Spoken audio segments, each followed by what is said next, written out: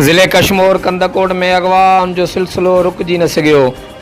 Indus highway ते गोटगड़ी लाड़ो भरिसां राति देर सां अणॼातल हथियारबंदनि तरफ़ां सखर जे सब्ज़ी मंडी खां सब्ज़ी जो रेड़ो भरे दोखे सां चकवासी वापारी हुबदार पौड़ खे गोटगड़ी ते वारे इलाइक़े में हथियारबंदनि हथियारनि जे ज़ोर ते अगवा करे रोड खां हेठि लाहे कचे तरफ़ खणी फरार थी विया आहिनि, जंहिंजी बाज़ियाबी लाइ ज़िले कशमोर कंदकोट जे मुख़्तलिफ़ थाणनि जी पुलिस नफ़री APC चैनन बख़्तरबंद गाॾियुनि सां गड़ी ते वारे इलाइक़े में पहुची ॾोहारनि जा पेरा खणी कार्रवाई शुरू करे छॾी आहे।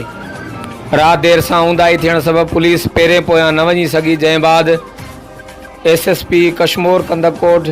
अमजद अहमद शेख पाण वाक़े वारे हंधि पहुची वारसनि सां मिली करे ख़ातिरी कराई त सुभाणे सुबुह जो ई ॾोहारनि ख़िलाफ़ कार्रवाई अमल में आणिबी। ॿिए पासे मुगवी जा केतिरा ई वारिस संदसि अबाणे शहर चक खां काफ़िले जी सूरत वाक़े वारे हंधि पहुता ऐं पुलिस सां गॾु पेरे सां कचे तरफ़ रवाना थी विया। वाज़े रहे त ॾोहारनि सखर जे सब्ज़ी मार्केट मां सब्ज़ी जो रेड़ो किराए ते कराए ॿिनि नौजवाननि मुनीर अमन पौड़ हुबदार पौड़ खे घोसपुर लाइ वठी आया, पर ॻोठ गड़ी ते उहो भरिसां खेनि हथियारनि जे ज़ोर ते कचे तरफ़ लाहे वठी विया ऐं ॿिन्ही नौजवाननि मां